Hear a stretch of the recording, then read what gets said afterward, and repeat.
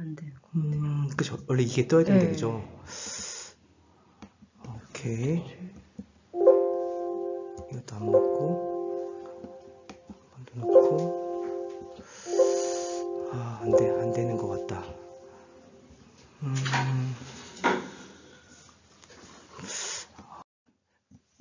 이제 이제 하셔도 될 것 넘어가는, 같습니다. 네. 네. 녹화. 아니. 녹화 안 되는 줄 알고 내심 좋아했는데. 아니, 농담이고요. 네. 일단, 제가, 네, 주제는 그렇고요. 일단 오늘의 그 순서는 일단 첫 번째는 제가 활동하고 있는 지역의 그 지역적 특성과 그곳에서 거주하는 난민분들에 대해서 이야기를 하고요. 두 번째로는 서아프리카의 그런 북의 중심적인 문화에 대해서 알고 이게 어떻게 이 여성들의 이주와 정착 과정에서 나타나는지를 살펴보려고 합니다. 그리고 세 번째로는 대부분의 이들이 이제 난민 신청자, 출국 기한 유예자, 미등록 체류자 등으로 좀 불안한 지위에 놓여 있는데 이들을 둘러싼 이러한 조건 속에서 어떤 삶의 전략을 취하면서 살아가고 있는지 이분들의 노동 경험을 통해서 살펴볼 거고요. 마지막으로는 이주를 통해서 정체성을 재구성하는 과정과 그 한계에 대해서 나누고자 합니다. 저는 아프리카 지역 연구를 한 사람도 아니고요. 여성 연구를 한 사람도 아니고 대학교 때 전 국제개발학을 전공했고 2010년도부터 12년 2년 동안 남아공에서 활동을 한 적이 있었습니다. 그때 체류한 경험이랑 지금 활동 현장에서 아프리카 대륙 출신의 분들을 만나면서 쌓아온 그런 경험을 통해서 제가 배운 거를 나누려고 합니다. 네, 여기는 제가 이제 활동하고 있는 곳인데 동두천시는 보시는 대로 여기에 위치를 하고 있고요. 8개 행정동에 있는데 그중에 제 활동의 그 주요 동네이면서 제 사무실이 위치하고 있는 곳이 저희 초록색으로 있는 보산동 이에요.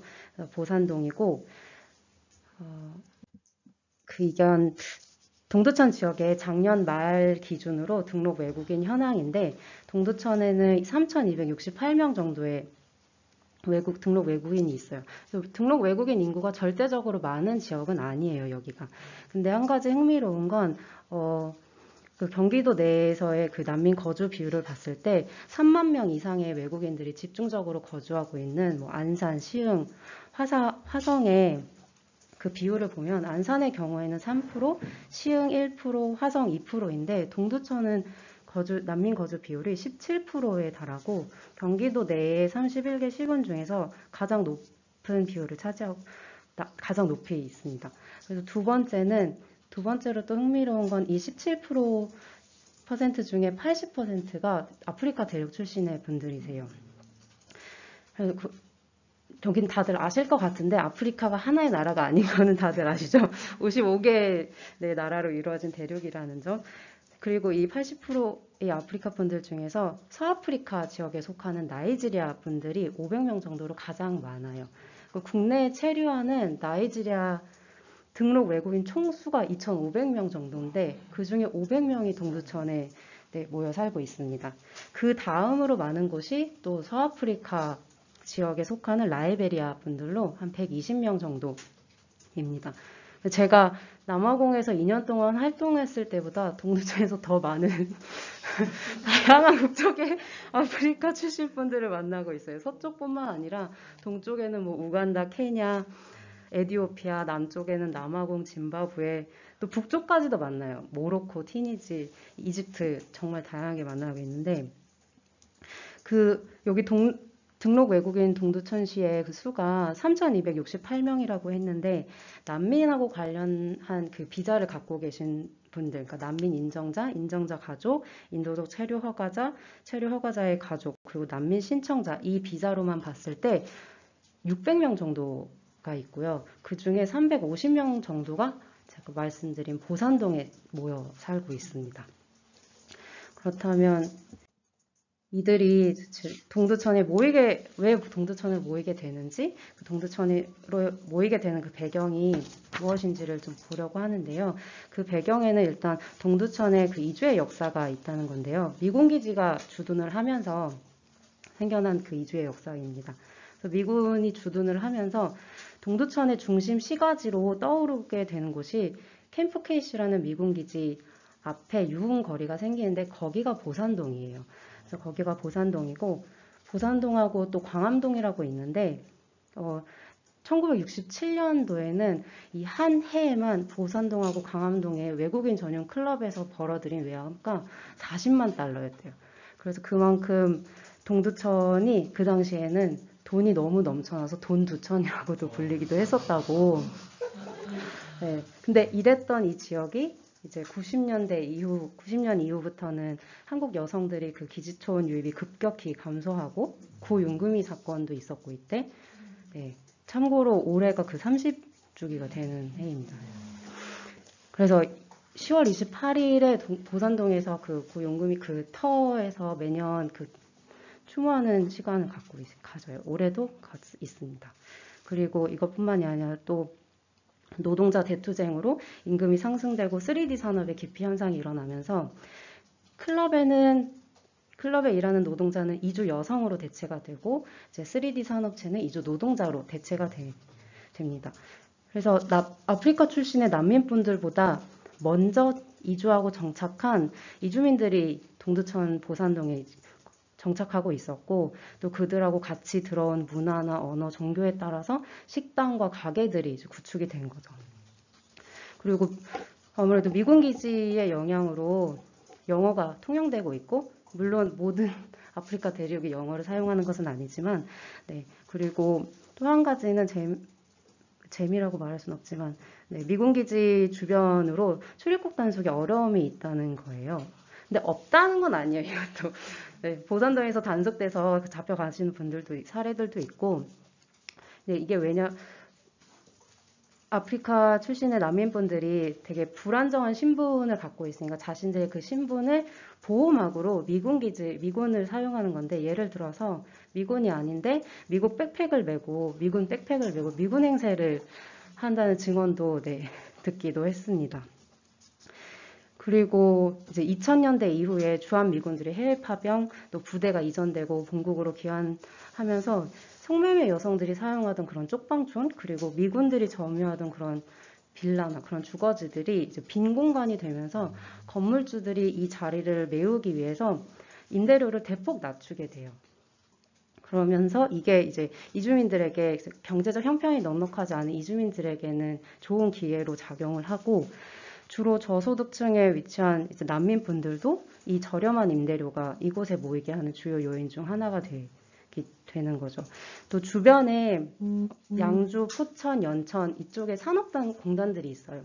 그러니까 일자리의 기회도 있고, 네, 그리고 지하철 1호선이 있어서 한 번에 서울도 왔다 갔다 할 수 있고, 여러 배경들이 동두천으로 모이게 하는데 그중 가장 큰 요인은 무엇보다 같은 민족 사람들이 모여 있다는 거죠.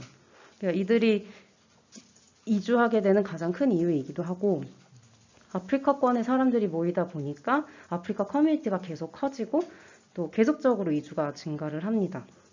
그래서 아프리카 분들이 운영하는 미용실, 가게, 식당, 교회도 한 7개가 있고요. 그래서 그 안에서 이제 자신들의 문화 활동의 기회도 서로 제공을 하고 자원들도 서로 제공하고 특히 난민 여성들에게는 서로의 아이들을 돌보는 그런 돌봄 커뮤니티가 보산동만의 돌봄 커뮤니티가 형성되어 있어요. 그래서 동두천은 이제 기지촌을 벗어나서 되게 정말 다양한 이주민 난민들에게는 여기가 임시적으로 체류하는 공간이 아니라 이제 일상생활을 지속하는 곳이고 공동체가 존재하는 공간의 모습으로 되어가고 있습니다. 네. 그리고 실제 전체 난민 중에 그런데 전체 난민 중에 아이고.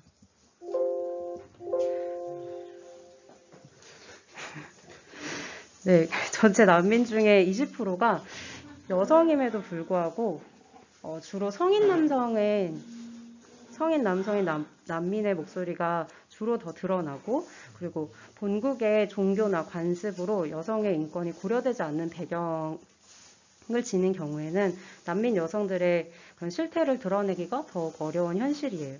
그래서 아프리카 난민 커뮤니티 내에서도 아프리카 출신의 난민 여성들은 난민이라는 점, 그리고 또 흑인이라는 인종, 그리고 또 여성이라는 젠더, 이 세 가지가 결합돼서 다층적으로 더 어려운 상황이 놓여 있는 거죠. 그래서 저는 이 여성들의 삶에 더 관심을 갖고 기록을 하게 되었습니다. 그리고 제가 또 여성 활동가였기 때문에 이분들의 삶에 더 가까이 갈 수 있었던 것 같습니다. 그래서 이제부터는 제가 서아프리카 지역에 속하는 나이지리아, 라이베리아, 토고 출신의 난민 여성들의 경험을 중심으로 이야기를 이어갈 텐데, 이제 두 번째에서는 서아프리카의 북의 중심적인 문화가 난민 여성들의 이주와 정착 과정에서 어떻게 나타나는지 살펴보겠습니다. 아프리카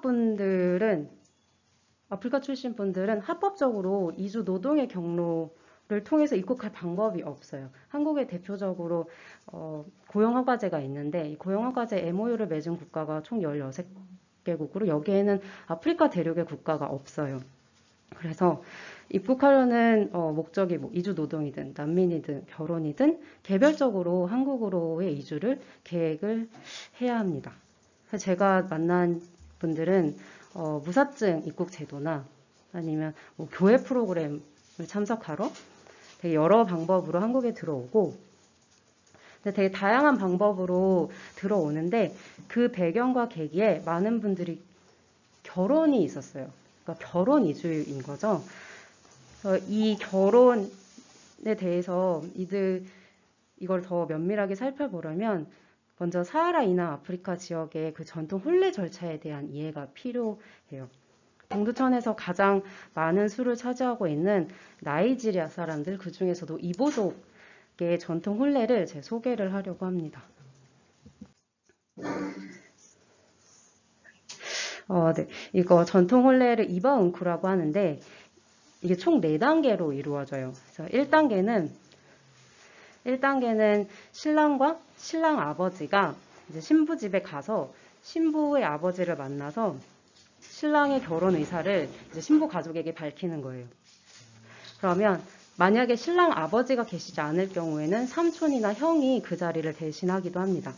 그리고 신부 부모가 신부에게 이 결혼에 동의하는지를 묻고 신부가 받아들이게 되면 이제 2단계로 넘어가는데, 2단계에서는 신부 가족하고 신랑 가족이 서로의 배경을 알아가는 단계예요.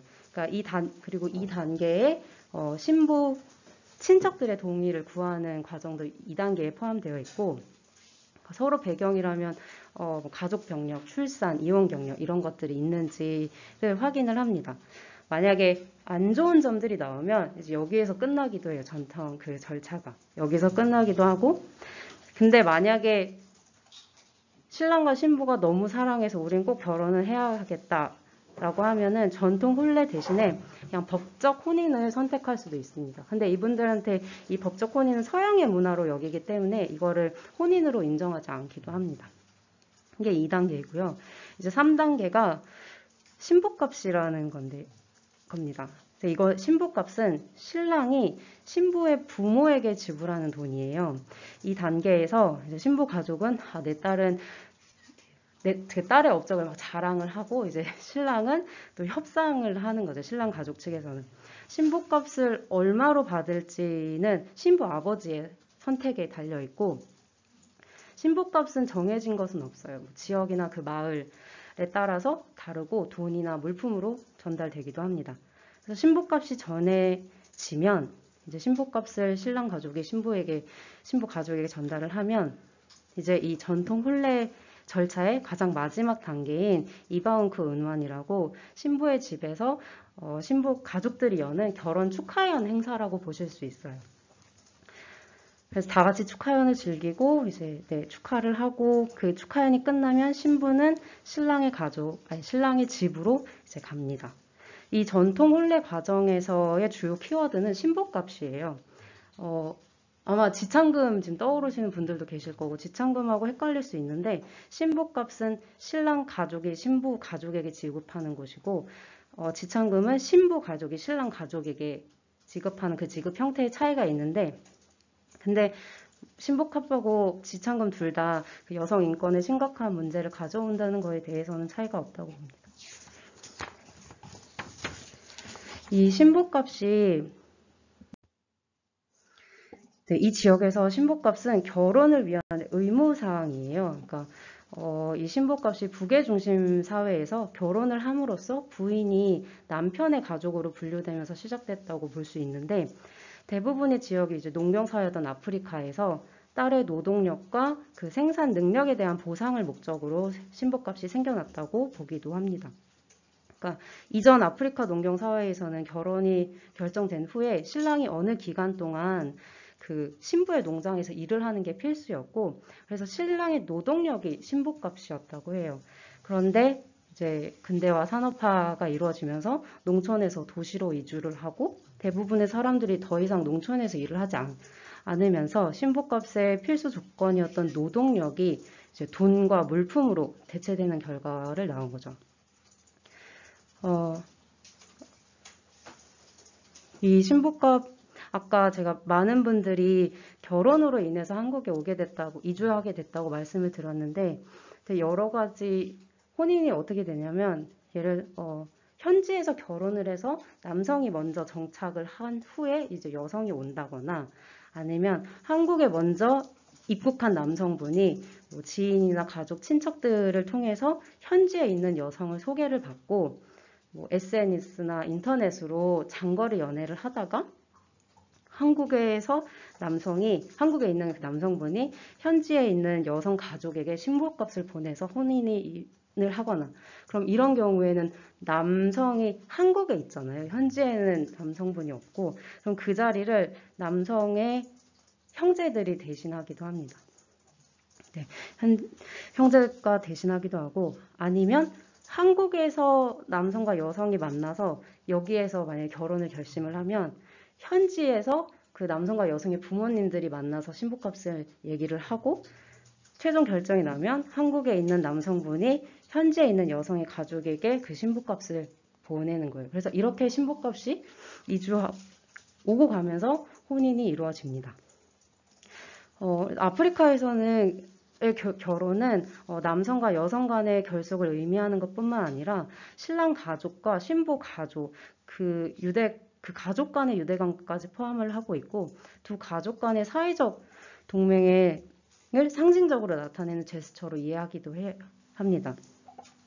그래서 신부값은 관습법적으로 유효한 결혼임을 성립시키는 되게 필수 요소인 거고 그래서 신부값의 전달이 결혼과 혼인을 했다는 것과 거의 동일시하고 있습니다. 그래서 반대로 신부값을 돌려주면 이혼이 됩니다. 그래서 이러한 신부값 안 주셨잖아요. 네, 갑자기 네 신부값 죄송합니다. 네, 이러한 신부값이 그래서 오늘날에는 이제 그 전통적인 의도에서 벗어나서 여성을 살 수 있다는 의미로 상품화가 되고 있는 거죠. 그래서 이 신부값이 가정폭력을 정당화하는데 주요 요소가 되고 남편이 부인을 사서 이 부인이 나의 소유다라는 것이 이제 흔한 일이 되는 거예요. 한 번은 무슨 일이 있었냐면 작년 8월 때 한 나이지리아 출신의 난민 여성분이 울면서 제 사무실을 찾아왔어요. 이분은 남편분하고 그리고 아들 한 명 이렇게 3인 가구이고 근데 남편분이 알코올 중독으로 일을 못해서 이 여성분이 아르바이트를 하면서 생계를 유지하던 가정이었고 이 가정은 남편에게 신부값을 받았고요. 근데 하루는 남편이 기억을 잃고 집을 찾아오질 못하고 길에서 쓰러진 채로 발견이 된 거예요. 근데 문제는 이 남편이 본국에 있는 남편의 가족과 지인들에게 자신에게 무슨 일이 생기면 이 모든 책임은 내 부인에게 있다라고 전달을 하는 거예요. 얘기를 한 거예요. 그렇게 알렸고, 그래서 실제로 이 여성분이 만약에 본국에 돌아갈 경우엔 거기에서 그 남편의 가족들에게 구타당하고 결국 죽게 될 거라고 하더라고. 그래서 남편에 대한 책임이 내 책임이 없다는 걸 밝히는데 도와달라고 오셨던 거예요. 근데 사실 현실적으로는 그래서 실제로 이거를 다른 변호사 자문도 얻긴 했어요. 그런데 이런 부족 내부의 문제로 그런 한국에서 만든 뭐 변호사 확인서가 사실 본국에서는 유효하지 않을 가능성도 있었고, 오히려 거기서 얘기했었던 거는 이런 부족 문화의 문제를 입증하거나 실제로는 이분이 뭐 협박이나 생명의 위협을 받을 수 있다는 근거로 난민 신청을 새로 해보는 것도 생각해 볼 수 있다. 뭐 이런 자문도 받았었는데, 그러니까 제가 처음에 이분의 이야기를 들었을 때는 이 일이 이렇게까지 두려워할 일인가? 나이지리아가 한국에서 얼마나 먼데? 근데 정말로 그분의 눈빛은 연기가 아니었고, 정말 그때 그분이 보였던 그 눈빛하고 눈물은 정말 잊지 못할 정도로 진심으로 두려워하고 있었어요. 그래서 그땐 이해를 못했는데 지금은 이제 이런 신부감, 이런 부계중심 문화를 이제야 이걸 알면서 이제야 이해가 되더라고요. 그래서 이분들에게 있어서 이 결혼과 신부값이라는 게 국경을 넘어서도 이게 가족 간의 결속이 아닌 족쇄로 작용을 하고 있구나라는 거를 좀 알 수 있었고, 네. 그리고 커뮤니티 내에서 사실 최근 한 몇 년 사이에 싱글맘들이 늘어나고 있어요. 싱글맘들이 늘어나고 있는데 국내에 다 그렇다는 건 아니고, 경기도 동두천시 보산동에서 제가 만난 여성들의 경험 그 바탕으로 말씀드리는 건데, 제가 보니까 여러 가지 사유로 싱글맘이 되지만 크게 세 가지로 나눠볼 수가 있겠더라고요. 첫 번째는 남성이 난민 불인정을 받고 미등록 체류 상태가 되어서 출입국 직원에게 단속돼서 추방된 경우. 그리고 두 번째는 서류상 싱글맘으로 남는 거예요. 그러니까 자기의 남성이 미등록인 것을 숨기기 위해서 선택적으로 자기가 싱글맘이 남기도 하고, 또 가끔은 전략적으로 지원을 받기 위해서 생계를 위해서 싱글맘으로 남기도 합니다. 이제 그리고 마지막이 남성이 난민 불인정을 받고 출국기한 유예 또는 미등록 체류로 그렇게 지내다가 그런 불안정한 지위 상태를 견디지 못하고 자발적으로 귀국하는 경우인데요. 이 마지막 남성의 자발적 귀국의 경우 이거를 신부값을 기준으로 판단하는 거를 알게 되었어요. 그러니까 커뮤니티 내에서 첫 번째 단속은 추방은 어쩔 수 없었던 거고, 그렇지만 자발적으로 떠난 남성들은 신부값을 주지 않았기 때문에 떠난 거라고 커뮤니티 내에서는 이해를 하고 있더라고요. 그리고 신부값이 기준이 되는 건 이뿐만이 아니었습니다. 이분들이 그러더라고요. 한국인들이 모르는 게 있다고. 신부값을 받은 아이를 둔 여성들은 결혼한 어머니로 불리고, 신부값을 받지 못한 아이를 둔 어머니는 그냥 어머니라고 표현을 하더라고요. 그리고 이뿐만이 아니에요. 신부값을 기준으로 판단하는 게 이것만이 아니라, 신부값을 이행하지 않은 커플은 남편과 부인의 관계도 아니고 남자친구와 여자친구의 관계이고, 그리고 남성이 떠나서 싱글맘이 된 신부값을 받지 않은 여성들 스스로도 신부값을 주지 않았기 때문에 자신을 떠난 거라고 이야기를 하기도 합니다. 그리고 신부값을 받지 않은 경우에는 남편이라고도 부르지 않아요.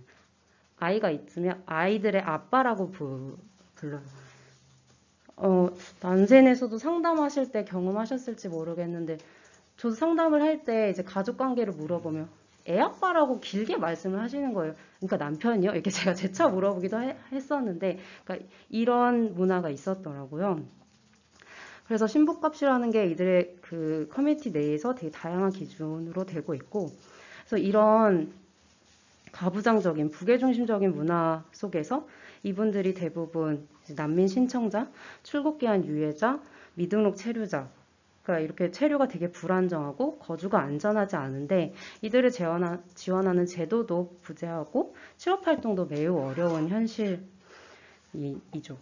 그래서 체류 자격이 취약할수록 점점 더 취약한 상황에 놓이게 되고 빈곤층이 될 수밖에 없는데, 그래서 저는 서아프리카 출신의 난민 여성들이 자신들을 둘러싼 이런 사회문화, 경제적인 조건 속에서 어떤 삶의 전략을 취하면서 살아가고 있는지 이들의 노동의 경험을 통해서 살펴보고 그걸 이야기를 하고자 합니다. 이제 세 번째 파트이고요. 제가 박탈당한 노동의 기회라고 썼고요. 제가 소개할 첫 번째 여성은 라이베리아 출신의 출국기한 유예 상태에서 난민 신청 중인 오펠리아 씨입니다. 다 가명입니다. 이분은 2009년도에 남편하고 국내에 입국을 했습니다. 그래서 이분은 본국에 있었을 때 머리 닦기를 배웠고 본국의 미용사 자격증도 취득을 하셨어요.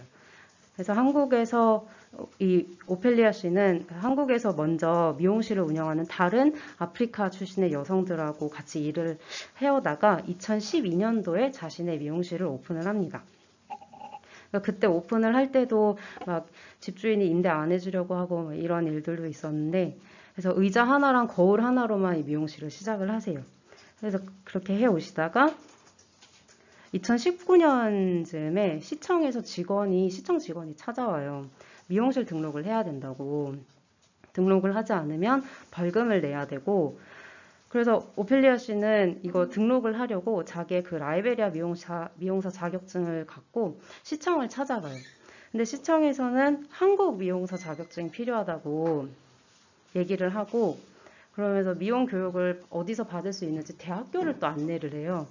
그래서 이분은 정말 그 말을 듣고 안내받은 대학교를 갑니다. 근데 대학교에서는 이 오펠리아 씨가 갖고 있는 그 머리 닦기 기술을 모른다는 이유로 거절을 해요.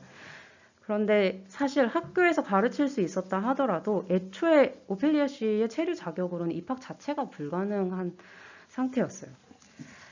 그러다가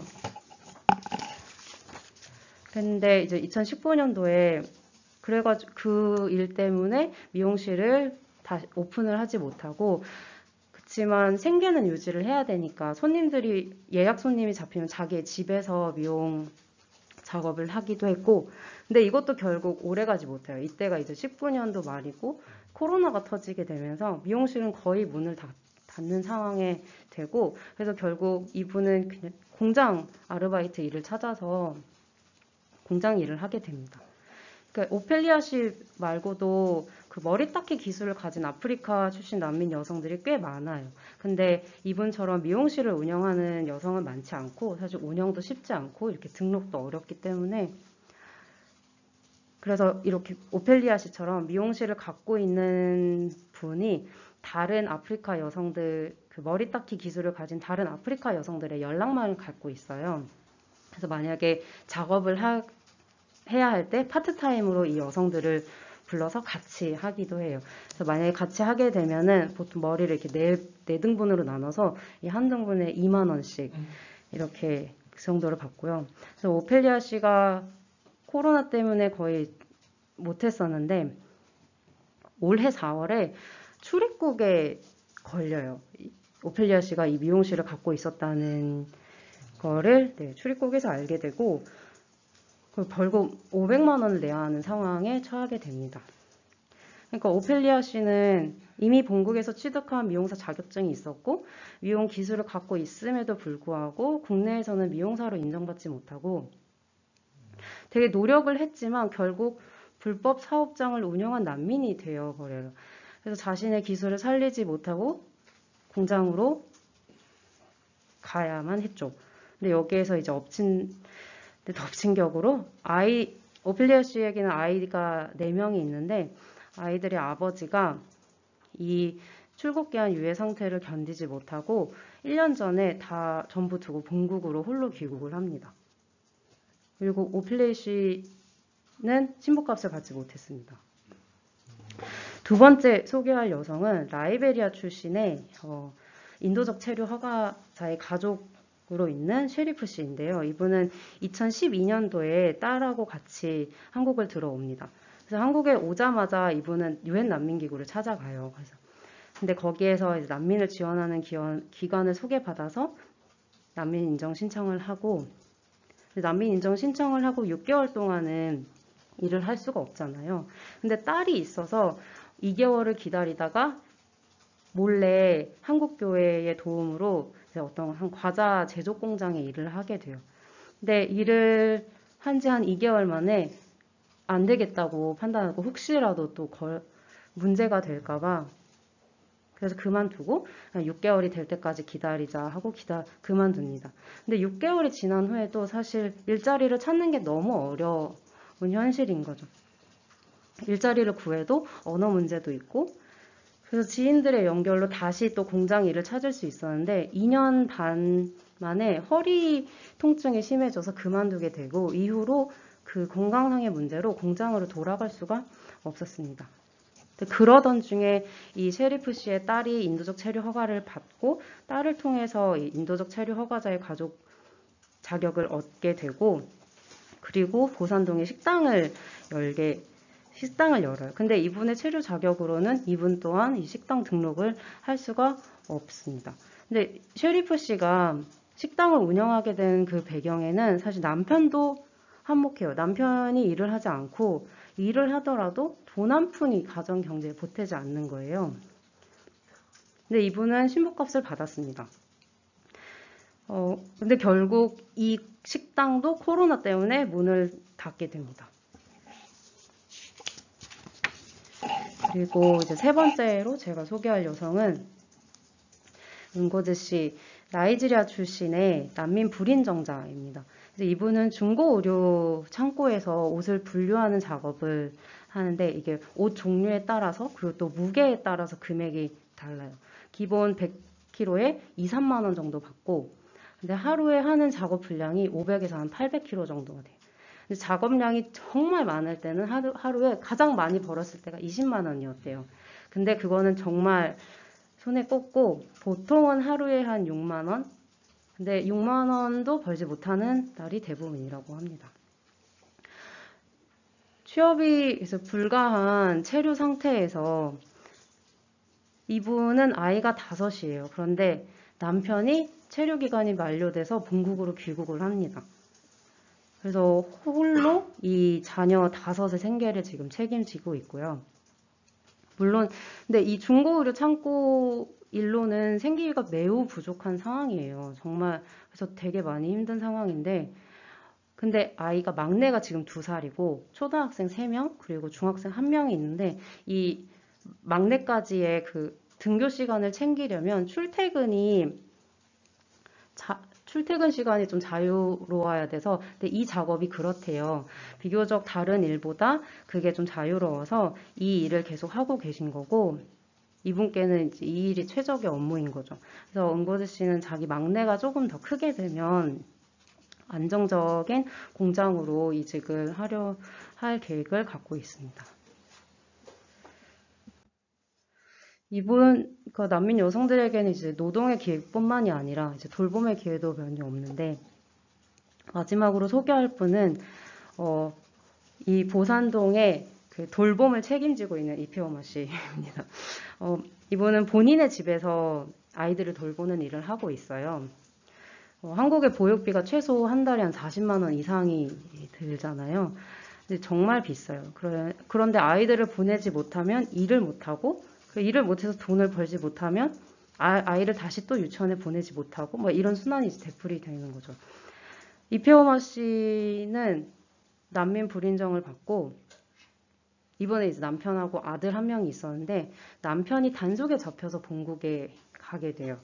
그래서 이페오마 씨가 정말 남편이 단속되었을 때 정말 너무 막막하고 혼란스러웠다고 하셨고, 어떻게 어디서부터 시작을 내가 해야 될지, 그리고 자신도 일을 하려면 아이를 어딘가에는 맡겨야 되는데, 그래서 생각하신 것이 내가 잘할 수 있는 걸로 시작하자. 그러니까 이분은 본국에서 초등학교 교사였어요. 그래서 이피오마 씨는 자신의 집에서 아이들 돌봄을 시작합니다. 그래서 직접 영어, 수학 과목도 가르치기도 하시고요. 그리고 이분께 아이들을 보내는 보호자들이 대부분 이분과 같은 싱글맘이세요. 그리고 맡기는 뭐 초등학생들도 있긴 한데 더 많은 아이들은 주로 미취학 아동들이고요. 근데 여기서 저희가 알아야 할 건 이 돌봄 시간이 9시에서 시작되는 게 아니라 아침 6시부터 시작이 되는 거예요. 그러니까 어린이집, 유치원 등원 차량이 보통 8시, 9시 사이에 오잖아요. 근데 이 아이들의 어머니들은 이제 포천, 연천 이런 데까지 출근을 하려면 6시 반이나 이렇게 집을 나서야 되는 거죠. 근데 그 어머니들 나가는 시간과 등원 차량이 오는 그 시간 사이에 아이를 돌볼 사람들이 없어서 그래서 어머니들이 출근을 하면서 이 이페오마 씨 집에 아이를 맡기고 가면 그 등원 차량이 이 집으로 와요. 이 집으로 와서 아이를 픽업해 가고 또 어린이집 끝나면 아이를 다시 이 집으로 내려다 주고 이제 저녁에 어머니들, 보호자분들이 사실 대부분 어머니분들이 퇴근을 하고 저녁에 아이를 데려가는 거죠. 그래서 이페오마 씨가 바라는 거는 딱 단 한 가지예요. 몇 시가 됐든 보호자가 아이를 꼭 데리러 오는 거. 그러니까 가끔은 보호자들이 산재를 당해서 늦게 오거나 이런 경우도 있고 한 번은 실제로 어머니가 단속에 잡혀서 다음날 아이를 데리러 온 적도 있었고 네, 그랬었다고 합니다.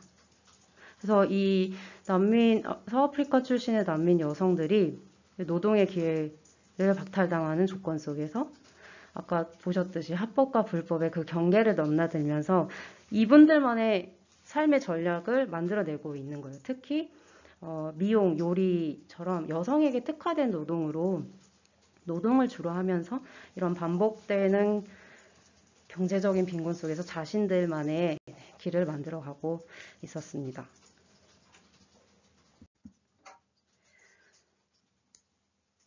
그래서 이 여성들과 신부값, 그러니까 여성들은 결혼 이주를 결심하게 된 상황이 무엇이었는지, 또 신부값이 당연한 문화에서 살다가 한국에 이주하면서 신부값에 대한 감정이 혹시 달라지진 않았는지, 이제 이런 것들이 궁금해지기 시작하는데, 아프리카 난민 여성분들이 신부값에 따라서 혹은 가족의 강요에 의해서 한국으로 이주한 거는 아니고, 또 심지어 이분들 자신들이 한국에 와서 난민 신청을 할 수 있다는 걸 인지하지 못하고 온 분들도 계시고요.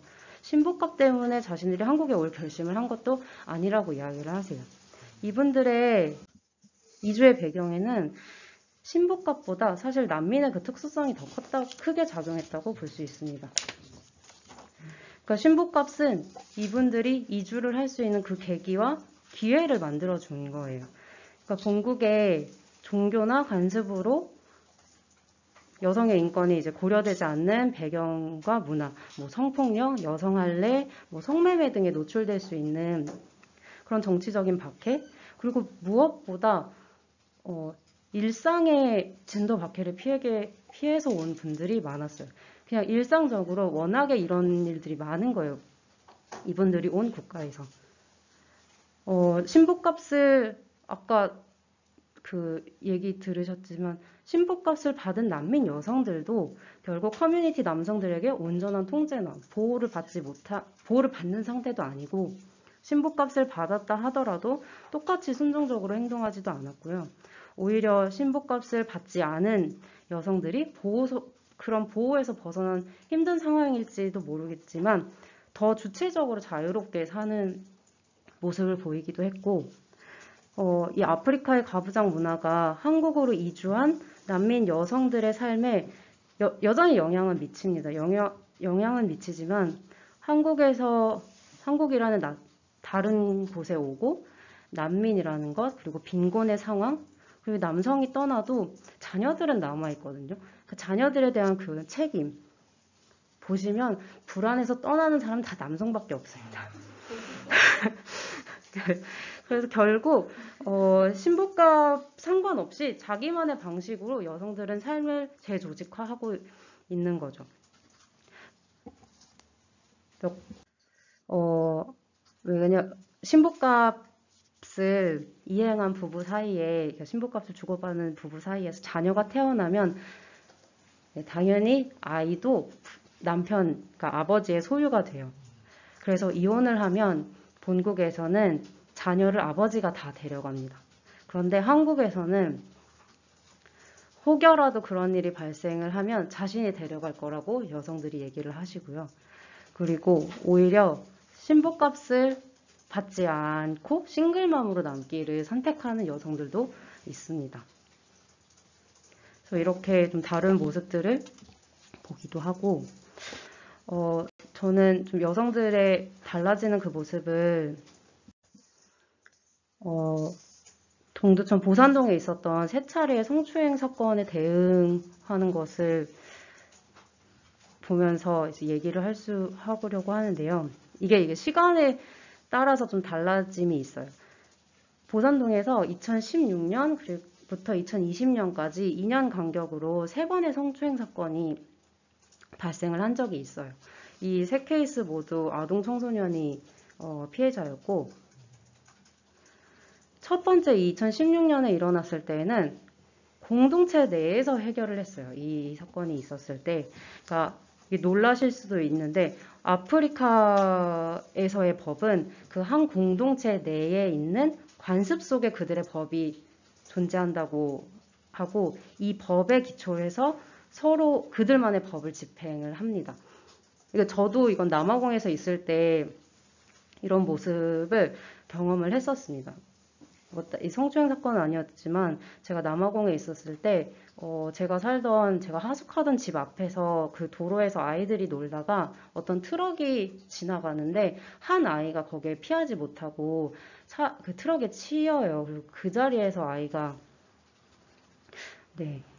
하늘나라로 가게 되는데, 갑자기 마을 사람들이 이렇게 다 몰려와서 그 운전자를 끌어내려서 구타를 하기 시작하더라고요. 그 사람을 때리기 시작하고, 그리고 한 3, 40분 후에 경찰차가 와요. 경찰차가 와가지고 그 운전자를 데려가는데 한 3일 후에 그 운전자도 죽었다는 소식이 들려옵니다. 그래서 제가 이거는 또 다른 살인 아니냐라고 했을 때 저 사람이 경찰서에 가서는 처벌을 받지 못한다. 그래서 그렇기 때문에 이 공동체에 대해서 우리가 직접 처벌을 하는 거다라는 그런 경험도 남아공에서 그거를 봐서 이런 모습들이 한국에서도 일어나기도 하고,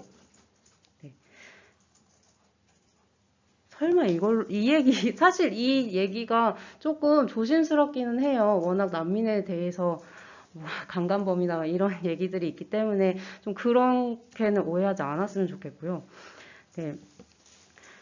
그래서 관습법적으로 신부값도 의무로 지키고 있죠.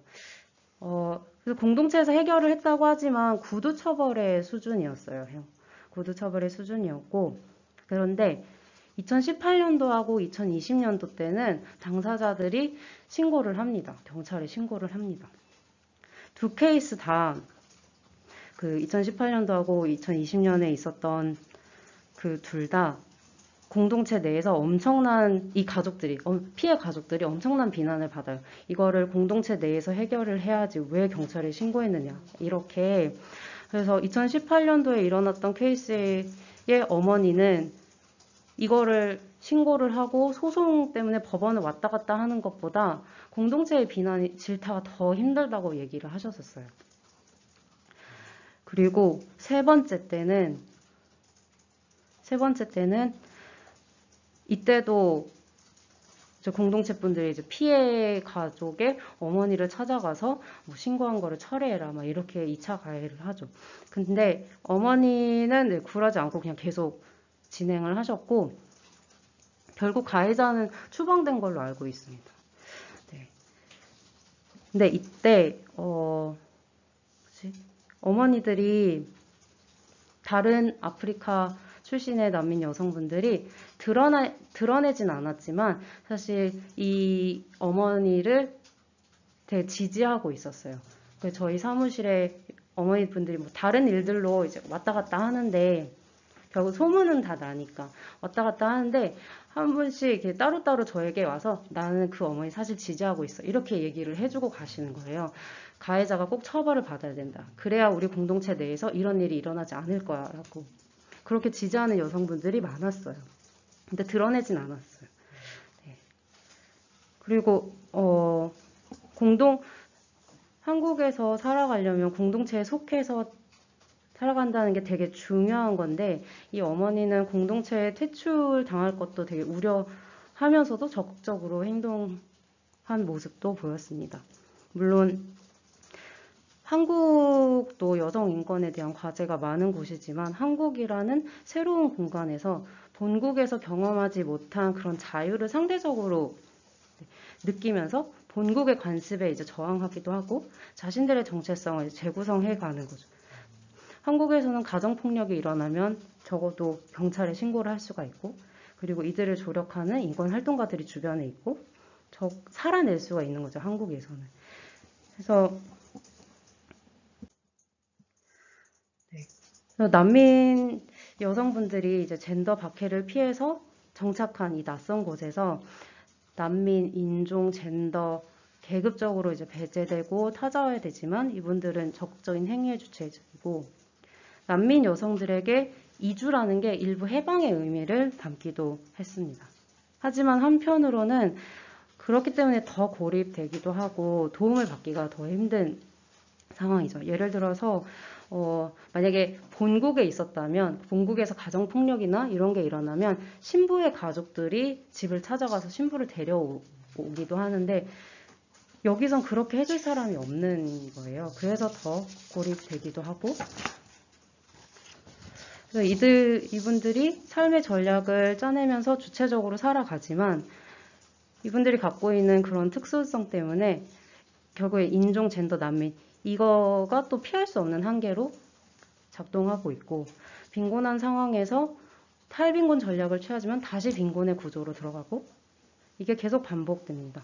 그리고 난민 여성분들은 일상에 그런 젠더 폭력을 피해서 한국으로 오지만 한국에서는 여전히 젠더 기반의 박해 사유가 잘 고려되지 않고 난민 인정을 받기가 되게 힘든 현실이고요. 네, 그래서 저는 이 내용을 정리하면서 한국에서 젠더 박해를 난민 사유로 난민 인정을 받을 수 있도록 어떻게 해야 될까 이런 고민을 되게 많이 했어요. 제가 이 내용을 기록하게 된 건 난민 여성들이 수동적인 존재가 아니라 독자적인 존재이고 또 여러 가지로 되게 제한받는 환경에서도 이분들은 정말 끊임없이 생각하고 선택하고 살아가고 있다는 거죠. 그래서 이런 삶을 알리고 싶었어요.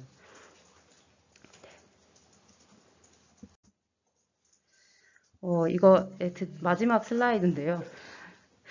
제가 지난 8월에 결혼을 했거든요. 했는데 그 전에 그래서 그래서 되게 난민분 친한 여성분들하고 같이 뭔가 추억을 만들고 싶고 그래가지고 같이 브라이덜 샤워를 했었어요. 네, 근데 이 사진을 찍어주신 분 여기 계신데 이때 제가 가장 되게 힘이 되고 기억에 남았던 말이 뭐였냐면 이분들이 저한테 그러더라고요. 우리가 가진 건 없지만 줄 수 있는 건 사랑과 연대뿐이라고. 너무 감동이었어요. 네. 그래서 제가 이 말을 듣고 앞으로 정말 이렇게 사랑과 연대의 길로 활동을 계속적으로 이어나가야겠다 다짐도 했고 그래서 여기에 오신 분들도 다 같이 이 난민 여성들과 함께하는 연대의 길을 갔으면 좋겠다는 말로 발표를 마무리하겠습니다.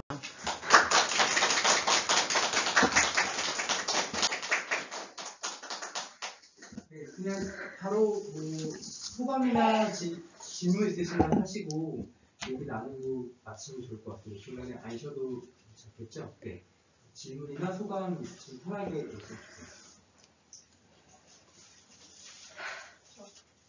네. 일하시면서 그냥 개인적으로 가장 힘들었던 경험이 나타나는 거예요. 기억에 남는 경험이 있으신가요? 사실 이걸 발표하는 지금도 좀 힘들긴 해요. 네.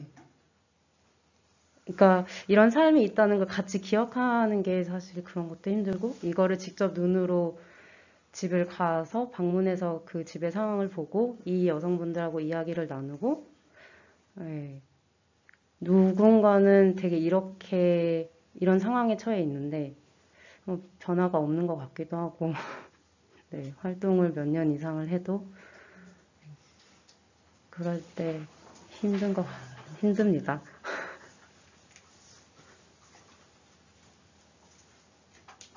네. 저도 궁금한 점이 있는데, 제 소속이 아동들이랑 이제 같이 일하는 곳이다 보니까 좀 자녀들 관련해서 여쭤보고 싶어요. 일단 기본적으로 드는 생각은 이제 어쨌든 자녀들에 대한 책임의식을 아빠보다는 엄마가 더 많이 가지고 있고 그렇게 남겨지기 때문에 아마 자녀들은 대체로 어머니 쪽에 조금 더 연대나 소속감을 더 느낄 것 같아요. 근데 그럼에도 불구하고 이제 아버님의 조기 교육이나 가부장적인 어떤 이제 메시지 전달로 인하여 이제 어떤 자녀들은 또 뭔가 그 가부장적인 문화에 더 익숙한 이제 나도 나중에 커서 결혼을 하면은 신부값을 내서 이제 이렇게 이해를 하고 있는 사례도 혹시 있을지가 이제 제 첫 번째 질문이고요. 두 번째 질문은 사실 조금 더 심각한데 이제 그 이럴 가능성은 많을 것 같지는 않습니다만 이제 난민 자녀들도 이제 성장하다 보면 이제 성인이 되기도 하잖아요. 이제 사실 난민 수용의 역사, 이제 난민들을 이제 저희가 들여왔던 역사가 꽤 길기 때문에 이제 여기서 이제 태어나고 자랐어도 이제 성인이 되는 경우가 있는데 혹시 본국에서 그 아이들 결혼 이야기를 하며 신부감 이야기를 하거나 참견하거나 이런 사례도 있는지 이 두 가지 질문을 드릴게요. 일단 첫 번째는 아직 아이들이 다 어려가지고 그런데 가부장적인 그런 문화를 아이들도 조금 더 자연스럽게 몸에 배이긴 해요. 뭐 예를 들어서 초등학생, 중학생들의 모임인데 그 안에서 여성들보다 남성 청소년들이 더 목소리를 키우고 이런 것들이 네, 이런 것들을 볼 수 있고 그런데 21살의 난민 청년이 있어요. 그래서 그 친구하고도 친부감에 대해서 얘기해 본 적이 있는데 실제로 아버지가 어머니랑 아까 그랬잖아요. 신부값은 아버지에 의해서 선택 그 금액과 이런 게 결정이 된다고. 아버지가 혼자서 신부값을 어떤 남성이 당신의 딸과 이 친구하고 결혼하고 싶다 그래가지고 내가 이 정도의 신부값을 내겠습니다 하고 아버지가 신부값을 받으려고 한 거예요. 한국에. 그래가지고 어머니하고 딸이 거절했죠. 안 한다고. 네. 무슨 신부값이냐고. 네. 그렇게 혼인이 될 뻔 했지만 거절을 했어요. 그 여성 당사자분도 할 수 없다고 거절했고, 그래서 신부값을 받지 않은 사례는 있습니다.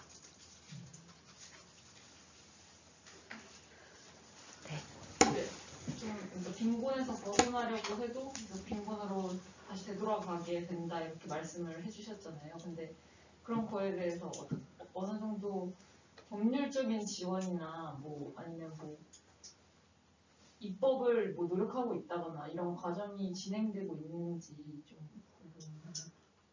네, 그거는 난센에서 더 잘 아시는. 이분들이 취업을 하려면 일단 빈곤에서 벗어나려면 취업을 할 수 있어야 되는데 이분들이 갖고 있는 그 체류 자격이 취업을 할 수 있는 업종이 제한돼요.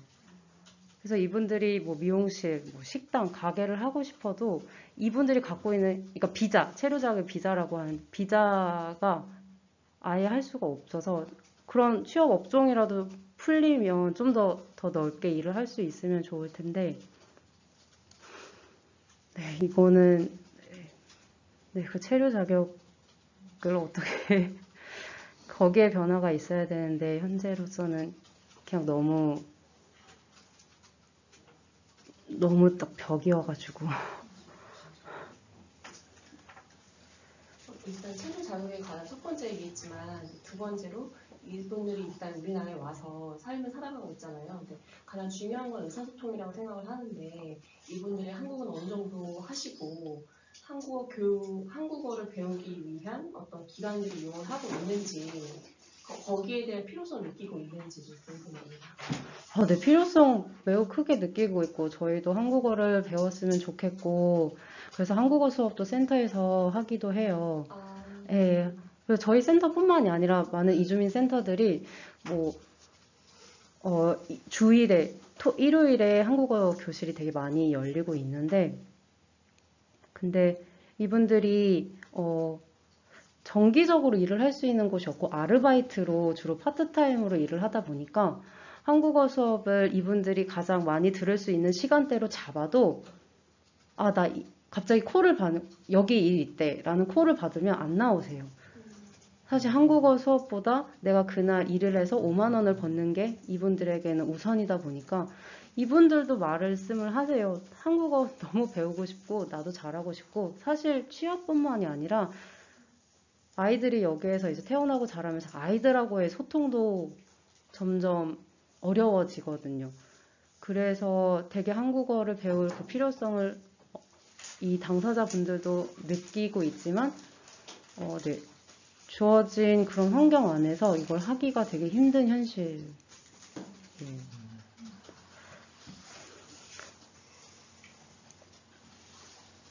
또 저분이 먼저. 발표 너무 잘 들었습니다. 이렇게 난민 이제 거주하는 커뮤니티 상황에 대해서 개인적으로 좀 많이 궁금하고 또 찾아보려고 이제 하고 있는데, 이제 뭐 안산도 그렇고 이렇게 뭐 김포 이렇게 그렇게 좀 굉장히 이제 연결되어 있는 커뮤니티 정착된 이런 곳들이 이제 있고, 부산동도 그 중에 하나인 것 같고, 그래서 이제 좀 더 궁금한 게 어떤 식으로 이제 여기 얘기해 주신 공동 육아라든지 이런 식으로 서로 연결되어 계신 경우도 있는데, 조금 더 그런 어떤 같이 하는 연결되어 있는 연결망이라고 할까요? 그런 뭐 정기적으로 모인다든지 어떤 그분들 간의 어떤 멤버십이라든지 그런 것들이 좀 어떻게 형성되고 돌아가는지가 좀 궁금했고, 또 제가 알기로는 아프리카 분들 이제 우리나라에 그 개 같은 게 있듯이 그 둘의 이런 것들 이제 그런 상호 상호 부조의 전통적인 그런 게 되게 지금까지도 되게 많이 남아 있고, 그래서 한국에서도 그런 것들로 연결이 돼 그런 것들을 서로 이렇게 조금씩 실천하시기도 한다고 들었어요. 그러니까 왜냐면 더구나 여기서 사회적 그 안전망이 전혀 없으시다 보니 서로들끼리 의존하는 게 유일한 그 거여서 그런 식으로 원래 이제 본국에서의 문화들도 그렇고, 그래서 이제 여기에서도 좀 그런 좀 뭐 것들이 있는지 그런 게 좀 궁금했던 것 같아요. 네, 보산동에서 공동체가 되게 많아요.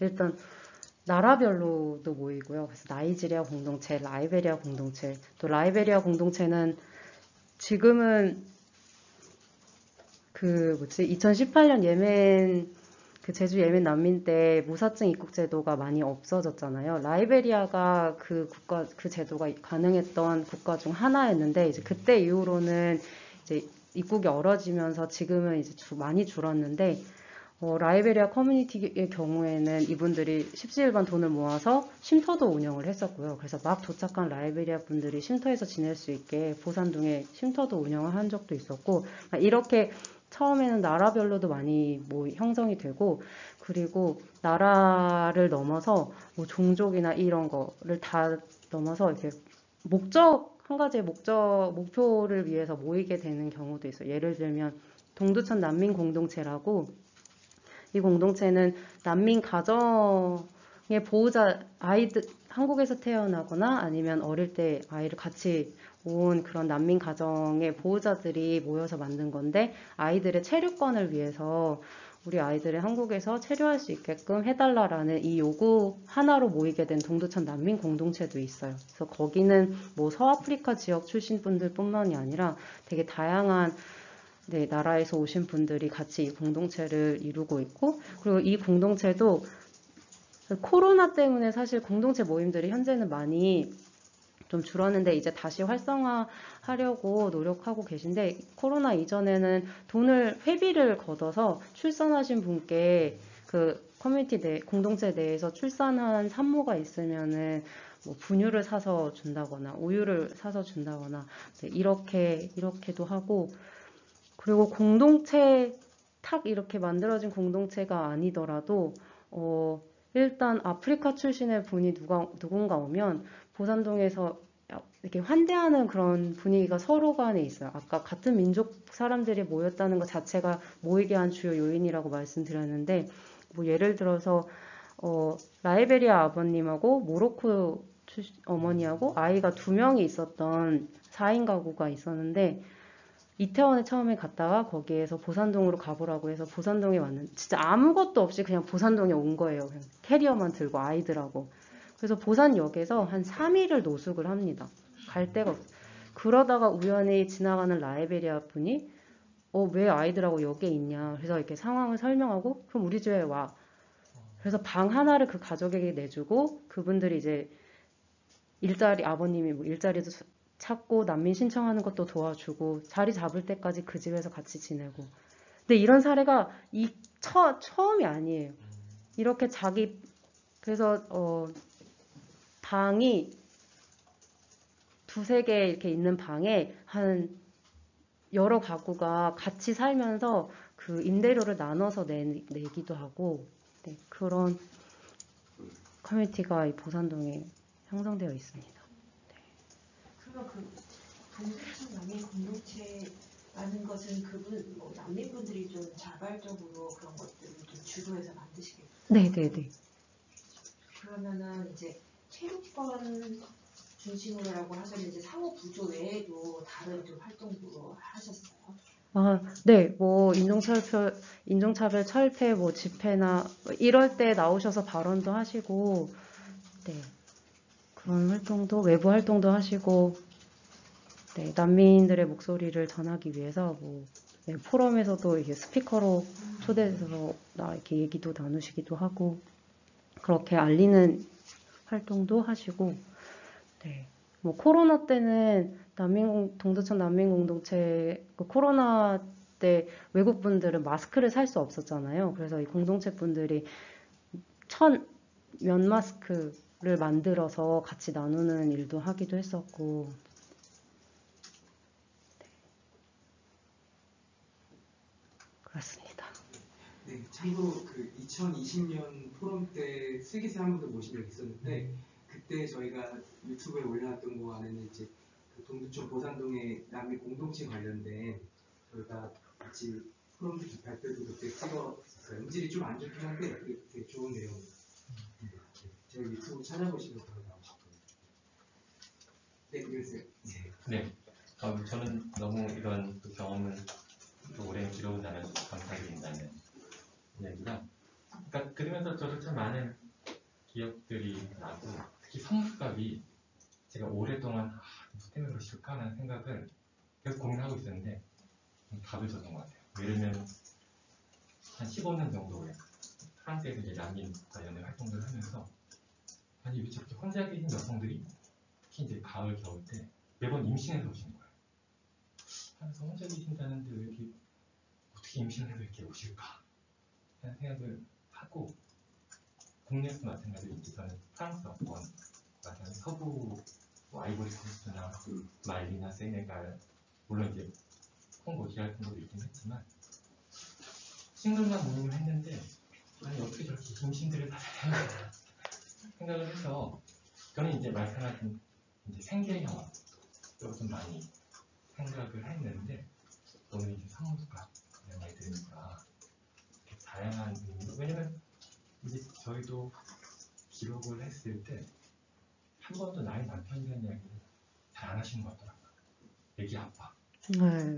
그래서 남편 아니고 왜 애기 아빠는 왜 온 것이지?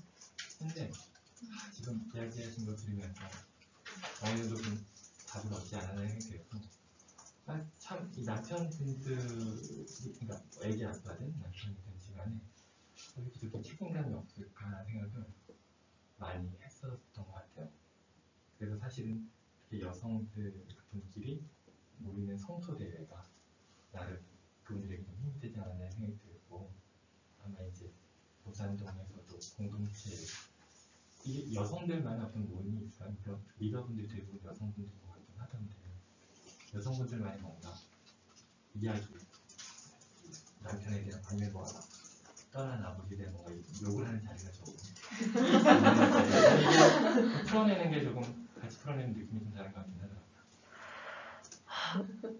하더라고요. 그거를 이제 용기를 갖고 표현하는 분들도 계시고, 여전히 남편에 대해서 이야기를 했을 때 그 남편의 명예를 더럽힌다고 생각하는 분들도 계셔서 사실 얘기를 안 하시는 분들도 계시고, 그 부분은 되게 조심스러운 것 같아요. 아직은 커뮤니티 내에서. 그런데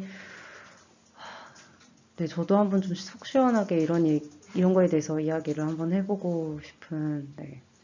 그래서 지금 그 외국인 가정폭력 실태 조사를 지금 하고 있는데, 그래서 이거를 너무 이렇게 다 오픈하지는 않고 아름아름 이제 제가 아는 여성분들께 이런 거를 하고 있고, 혹시 인터뷰에 관심 있으신 분들은 저한테 따로 연락을 달라고 이렇게 하고 있는데,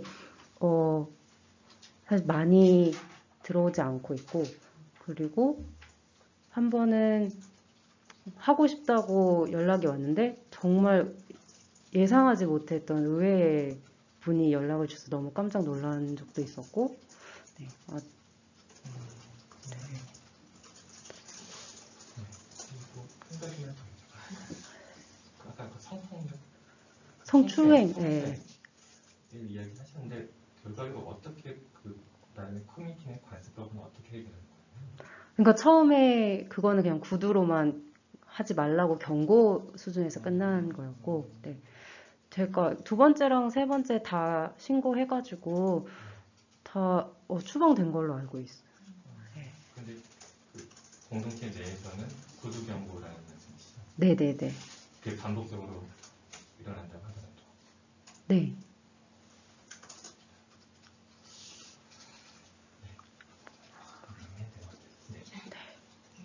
저는 그 본국에서 우리나라로 들어온 그 여성들의 직업과 나이대가 어떻게 되는지와 이분들이 한국에서 계속해서 정착해서 살고 싶어 하시는지, 그리고 그다음에 이분들이 어떤 식으로 일자리를 구하게 되는지, 예를 들어 저희 같은 경우는 잡코리아라든지 알바한다면 알바몬이라든지 이런 것들을 이용해서 직업을 구하겠지만, 그분들이 이제 신문 자체가 정식적으로 우리나라에 들어오는 상태가 아니잖아요. 그래서 어떤 식으로 일을 구하는지 궁금합니다. 직업은 아까 말씀드린 대로 뭐 그렇게 미용실, 식당, 뭐 가게, 아니면 제가 여기에선 소개하지 않았지만 아프리카에 갔다가 이제 들어오는 사람들을 통해서 뭐 아프리카 그 말린 음식들을 받아가지고 자기 집에서 구멍가게 하면서 그걸 판매하시는 분들도 계시고, 또 음식을 하시는 분들은 뭐 식당을 갖지 못하더라도 이 커뮤니티 내에서 뭐 행사, 뭐 결혼식이나 뭐 세례식이나 장례식이나 이런 게 있을 때 그때 음식을 만들면서 뭐 이렇게 일을 하시는 분들도 계시고, 아니면 공장에서 일하는 분들이 많아요. 특히 동두천, 소요산 뭐 이쪽에 닭 공장이 많아요. 마니커에서 거기 그 닭 거는 일 많이 하시고. 네. 본국에서 아프리카에서 가졌던 직업. 아프리카에서요? 네. 본국에서요? 네, 본국. 그거는 너무 다양해서, 네. 아까 말씀드린 대로 뭐 초등학교 교사도 있었고, 미용실 운영하시던 분도 계셨고, 뭐 베이커리를 하시던 분도 계셨고, 네. 가게를 본국에서도 뭐 가게 네, 운영하시던 분도 계셨고, 네. 다 나이대도 다 다르셔서 20대부터 40대 네. 있고, 대부분은 한국에서 정착하길 원하세요. 일단 아이들 이유도 크고, 그리고 본국에서는 안전하지 못하니까, 네. 대부분 정착을 원하시고, 그리고 일은 인력사무소 통해서 일을 구하기도 하고요. 아니면 한국 사람이 운영하는 네네네. 한국인이 운영하는 인력사무소에서 일을 하기도 하고 아니면 이미 공장이나 다른 곳에서 일을 하는 사람들이 그때그때 거기에 이제 일이 생기면 그렇게 이웃분들한테 전화, 친구나 지인분들한테 연락을 받아서 일을 나가기도 하고, 네. 그리고 이 또 커뮤니티 내에서 한국어를 매우 잘하는 분이 계세요. 그래서 그분한테 한국 사업주들이 그분한테 연락해서 나 이날 여기에 몇 명 필요해라고 하면 그분이 또 다른 커뮤니티 분들에게 이런 일이 있는데 누가 갈래? 막 이렇게 연락을 하기도 하고요. 네. 그렇습니다.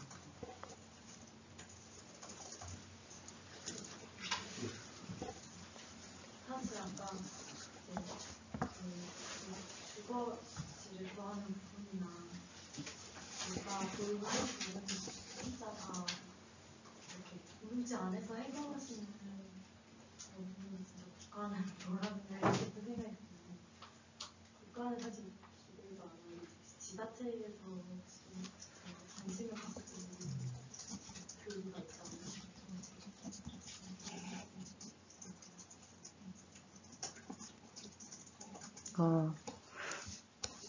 전혀 없고요.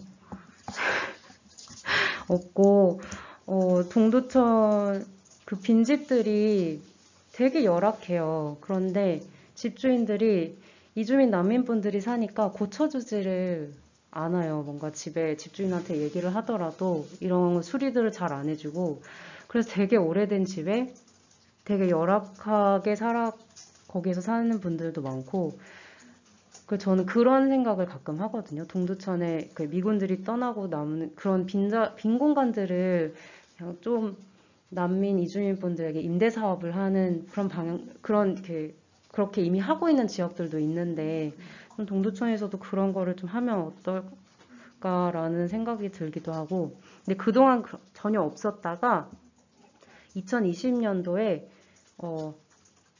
거의 처음으로 동두천 시에서 코로나가 되게 갑자기 동두천에서 퍼진 때가 있었거든요. 2020년. 그죠. 네, 그때 한 번 있었는데, 그때 처음으로 동두천 시에서 미등록 난민 가정들에게 생필품을 지원하는 사업을 한 번 했었어요. 그때 처음으로. 그리고 처음으로 불법 체류자가 아니라 미등록 체류자라는 용어를 동두천시에서 쓴 적도 있었고, 그래서 그거를 그때 같이 할 때, 근데 동두천시에서는 미등록 난민가정의 리스트나 이런 거 갖고 있지 않잖아요. 그런 게 없어서 이 사업을 그때 저희 단체랑 또 이주민 난민들 지원하는 또 교회랑 이렇게 거의 종교기관들이 같이 한 700가구를 저희가 찾아가지고 네, 그렇게 지원을 한 적이 한 번 있었어요. 제가 활동하면서는. 네. 네. 그 엑소도스 차원에서는 그러니까 예를 들어서 사실은 저희 난센하고는 다르게 어쨌든 난민분들로 구성된 공동체하고 관련을 맺을 수 있는 활동을 하시는 거잖아요. 그랬을 때 아직까지 한국에서 그게 가능할지 모르겠는데 영국 같은 경우들은 난민 공동체 자체를 되게 중요한 파트너로 생각을 해서 그 난민 공동체 관련된 예산들도 마련하려고 하고, 그러니까 단체 수준에서 얘기를 하지만 어쨌든 공동 파트너로서는 그런 의식들이 있는데, 저는 그게 만약에 가능하다면 동두천에서 가능하지 않을까 이런 생각들을 계속 해오고 있었거든요. 저는 궁금한 게 엑소더스나 그 교부 차원에서 이 공동체 자체의 운영과 성장을 지원하는 그런 예산이라든지 그런 좀 고려들이 있는지 궁금합니다.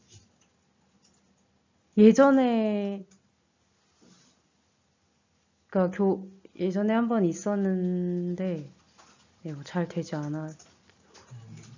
네.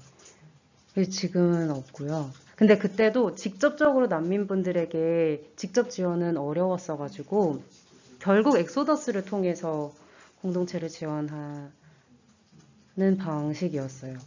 네. 근데 지금은 딱 난민 공동체를 지원하는 그거는 교구 내에서는 없고, 네. 그러니까 계속 그거에 엑소더스 입장도 좀 궁금한 것 같아요. 그러니까 오늘 향후도 어쨌든 계속 그러니까 예를 들어 그것에 어떤 지원을 못 받으시지만 공동체로서 기능을 하는데 그게 되게 그 멤버 중심이 아니라 어느 정도 공적 역할을 하잖아요.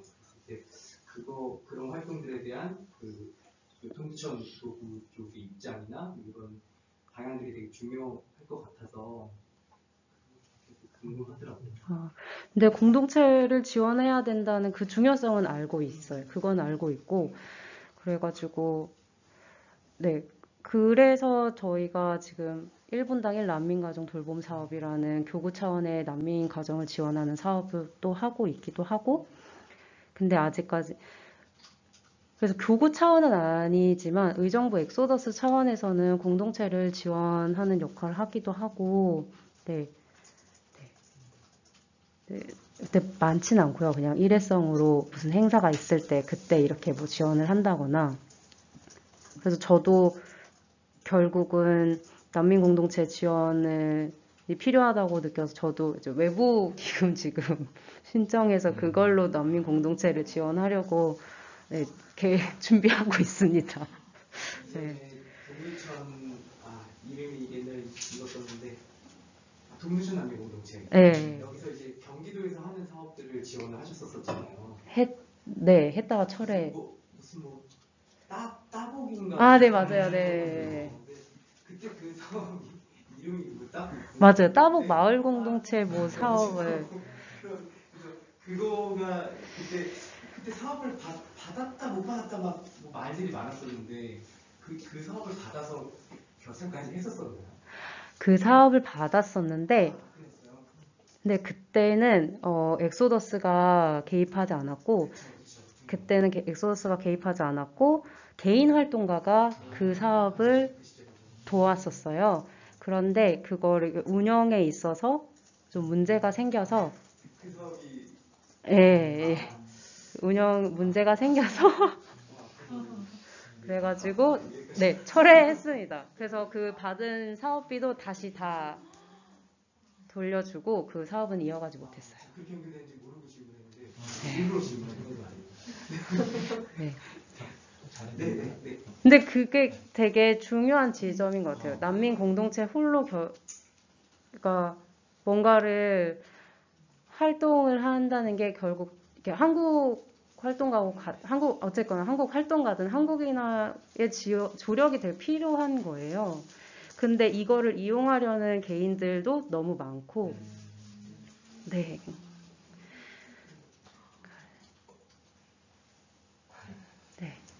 저는 이제 계속 워낙 성실하게 기록을 하신 그 결과물이다 보니까 조금 문화적인 측면에 대한 조금 이해를 하고 싶은 마음이 큰 것 같아요. 그래서 이제 그 어떤 가부장적인 기본적인 문화라든가 그런 부분이다 보니까 이제 이 커뮤니티 내에서 결혼을 아직까지 하지 않은 여성을 조금 어떠한 존재를 바라보고 있지. 왜냐면 이 질문을 드리는 거는 예를 들면 제가 만난 분 중에 북아프리카 마그렙 지역에 계신 분 같은 경우는 혼자 사는 분 중이었는데 남성들로부터 되게 심한 언어적 그때는 친척 폭력을 받더라고요. 혼자 있기 때문에. 네. 이 내에 있는 여성 같은 경우는 어떻게 조금 보여질까, 또 전체를 자리매김할까라는 것과 또 제가 남성이다 보니까 왜냐면 제가 아까 프랑스 찡그러면서 저한테 리스트 오는 결혼했어? 왜 안 하는 거야?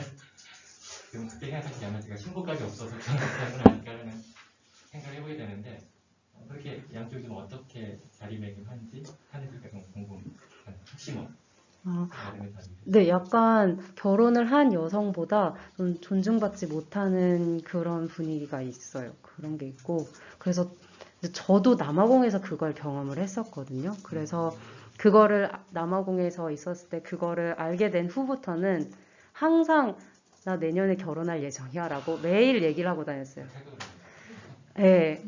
그러다가 계속 이게 근데 멈추질 않아서 나 결혼했어 라고 결국에는 남아공에서 활동할 때 얘기를 했었고, 그래서 네, 의정부 엑소더스에서 와서도 활동 초기에는 약간 결혼한 척을, 아니, 결혼한 척이 아니라 나 피양제 있어 이렇게 항상 내년에 결혼할 활동가였어요. 네. 남성 그런 남성 우연으로 있는 남성은 한국에 특별한 뭐 네, 그런 건 잘 보지 못한 것 같아요.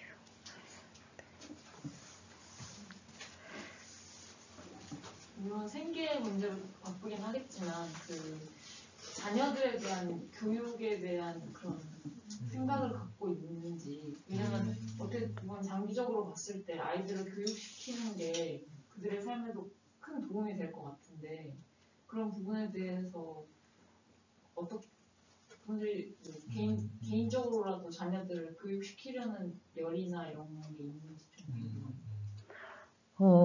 되게 다양해요. 열의가 있는 분도 계시고 그러지 못하는 분도 계시고, 열의가 있어도 아이들이 학교에서 뭔가 숙제를 가져오면 어머니들이 언어 문제로 체크를 못하는 거예요. 어머니는 내 아이가 학교에서 어느 정도 따라가고 있는지, 학습 능력은 어떤지, 친구들하고는 잘 지내는지 이런 것도 너무 알고 싶은데 소통이 어려워서 네, 있는데 그거를 되게 하지 못하고, 그리고 일단 뭐 방과후 뭐 학원이나 이런 거는 꿈도 못 꾸고, 네, 뭐 외부 지원을 받지 않으면은 뭐 외부 지원 받아서 뭐 태권도를 보낸다거나 이런 가정들도 몇몇 가정이 있긴 한데 그것도 외부 지원인 거고, 네, 거의 그렇지 않고, 그리고 너무 이곳에 한국에서의 삶이 너무 힘들어서 아예 사실 내려놓은 어머니들도 보기도 했고,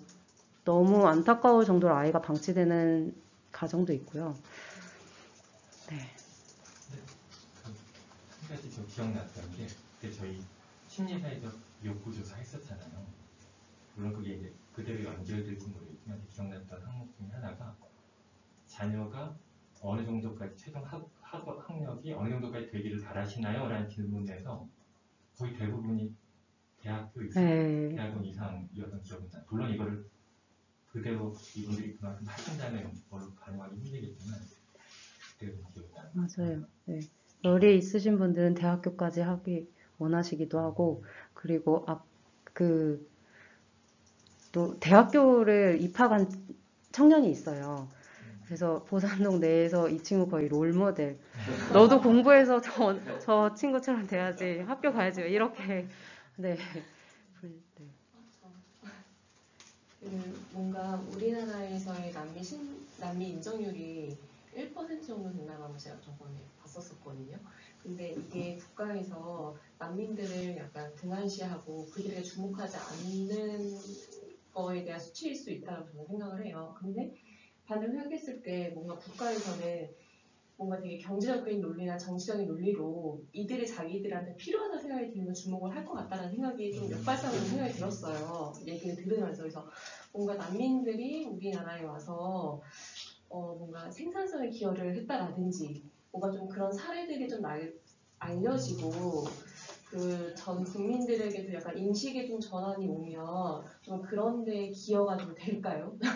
갑자기 좀 어떻게 보시는지 뭔가 왜냐면 거기 일선을 계속 계셨고 그들을 많이 보고 오셨잖아요. 그래서 좀 어떤 국가의 어떤 기여도가 어느 정도 있다라고 하면, 그리고 그래서 그것들은 그런 기사들이 많이 생성되고 해서 국민들의 의식에서도 그들이 필요한 존재라고 좀 인식이 되면 좀 난민 인정률이 높아질지 어떻게 생각을 하시는지 좀 궁금하고요. 두 번째는 엄마들이 생계에 나가 있을 경우 아이들은 학교를 뭐 끝나고 방과후 활동을 한다 하더라도 뭐 하루 종일 하는 건 아니잖아요. 그랬을 때 이 아이들은 어떻게 하고 있는지, 네, 그것도 궁금하고, 만약에 한국어 교사가 방문을 해서 교육을 한다고 한다면 좀 도움이 될지, 아이들만이라도. 왜냐면 학교 공부를 하고 알림장을 보고 숙제를 봐주는 사람이 있다라고 하면은 그게 좀 더 도움이 되지 않을까라는 생각이 갑자기 들어서 한번 질문했습니다. 저는 그들이 오늘 여성들만 얘기를 해가지고, 네, 대부분 난민 남성분들은 제조업 공장이나 이런 데서 일 되게 많이 하고, 거의 공장의 이주 노동자들이라고 생각하면 되는데,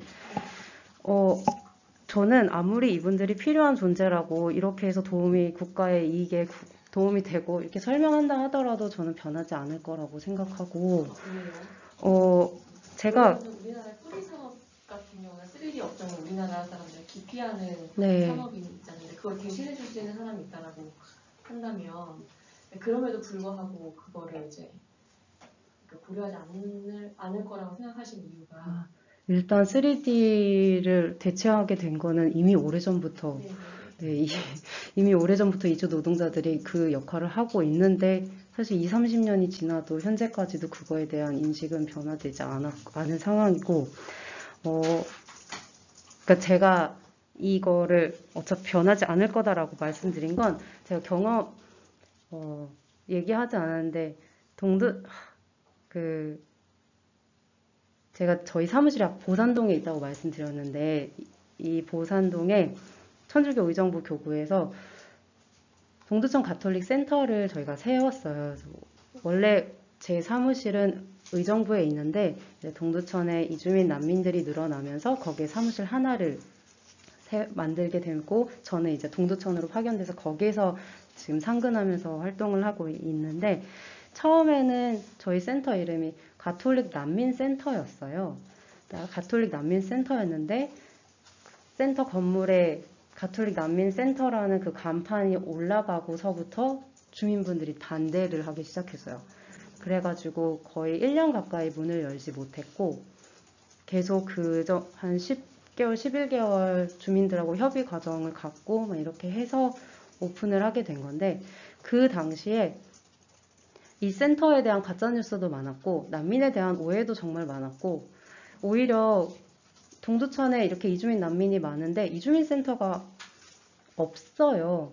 그러니까 이주민들을 지원하는 교회는 있었지만 이렇게 딱 이분들의 상담을 해주고 이런 센터가 없어서 사실 동두천에서 이렇게 활동하는 그런 마을 활동가들이나 그래서 그분들은 엑소더스가 들어온다고 했을 때 반겨했지만 그렇게 보면 엑소더스가 이 보산동에 들어오는 건 그 지역사회에 도움이 되는 일이었고 그리고 난민분들 도움이 되는 일이었음에도 이분들은 되게 그거를 반대를 했었고 그래서 그때 제가 그분들이 갖고 있던 오해에 대해서 사실을 파악해서 알리려고 했어요. 아무리 숫자로 얘기를 해도 그거를 사실을 봐도 이게 사실이라고 받아들이지 않더라고요. 난민들에 대한 편견과 오해에 네. 깨뜨리려고 정확한 내용을 전달하려고 네네네. 팩트를 전달하려 했으나 아무리 전달을 해도 그거를 받아들이지 않고 그래서 저는 그때 들었던 게 오히려 동두천 시청에서 아니다라고 그냥 이렇게 좀 강하게 가져갔으면 어땠을까 그런 반대의 목소리를 거기에 그렇게 휘둘리지 않고 저는 그 동두천 시청 지자체에서 역할을 했어야 됐다고 생각을 하거든요. 네, 그래서 제가 하고 싶은 말은 아무리 이들이 필요한 존재다라고 얘기하기보다 차별금지법이 만들어지고 정부에서, 중앙에서 아예 강력하게 말을 하는 게 그렇게 해야 변화를 만들어갈 수 있지 않을까. 저는 그런 여론이 좀 형성이 돼야 귀를 기울이지 않을까. 왜냐하면 법을 제정을 하거나 통과를 시킬 때 그게 단독적으로 되는 것이 아니라 필요성이 느껴지고 여론이 형성돼야 입법으로 들어가고 그게 제정이 되는 거잖아요. 그래서 약간 그런 의미에서 말씀을 드렸어요. 네. 그래서 저는 약간 그래서 더 중요한 게 약간 언론의 역할이지 않을까라는 생각을 좀 해서 한번 여쭤봤어요. 네. 그리고 그 엄마들이 생리 나가 있을 때 아이들이 네, 아이들이 아까 그 돌봄 커뮤니티가 형성되어 있다고 했는데 그래서 옆집에 맡겨지거나 이렇게 하고 보산동에 놀랍게도 놀이터가 없어요. 네, 보산동에 놀이터가 없어서 아이들이 다 그냥 길거리에서 놀고 있고 네, 되게 가끔씩 위험한 순간들도 있고 네.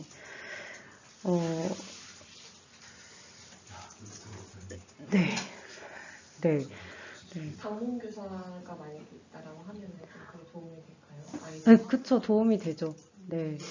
도움이 되고. 그렇게 자원 활동하거나 이런 단체나 센터 같은 건 없어요? 아이들을 위해서 이제 뭐 방과 후 뭐 숙제를 봐준다라든지. 저희 그 가톨릭 센터 1층이 그런 역할을 하고 있어요. 지역 아동 공부방을 운영하고 있고, 거기에서 난민 아동, 미등록 아동들도, 근데 사실 저희도, 그리고 저희 말고도 또 한 2블럭 더 가면은 거기서도 교회에서 운영하는 공부방이 있어요. 거기에서 난민, 미등록 아동들 이렇게 봐주는데, 근데 동두천에 그 보산동에 거주하는 모든 아이들을 다 받아줄 수가 없으니까, 네. 뭐 외부 지원 받아서 뭐 태권도 학원을 보내거나 이런 가정도 있고, 그리고 그 빨간 펜 그거를 지원금을 받아서 하는 가정도 있고, 네.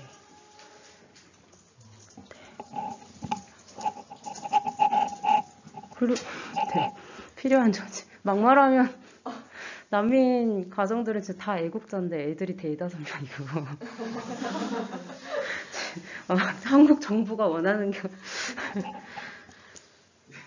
네.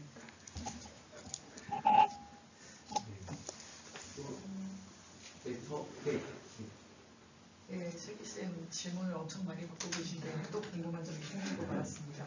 오늘 이렇게 저희한테 공유해 주신 부분이 혹시 영어나 혹은 이제 다른 언어로 번역되어 난민 커뮤니티 등에 배포될 가능성도 있을까요? 이게 제가 지난 8월에 석사 논문을 마쳤어요. 그 논문 내용이에요. 그래서 제 논문에 오늘 발표한 내용이 전부 담겨 있고요. 맨 뒷장에 그 초록 부분은 영어로 번역이 되어 있는데, 제가 지금 너무 정신이 없어가지고 못했는데, 제가 인터뷰했던 분들께는 이걸 다 드릴 예정이에요. 사실 이거를 말씀드리고 여쭤보는 이유가,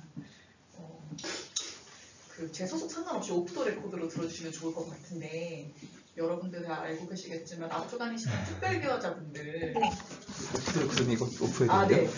그렇게 해주시면 좋을 것 같아요. 네.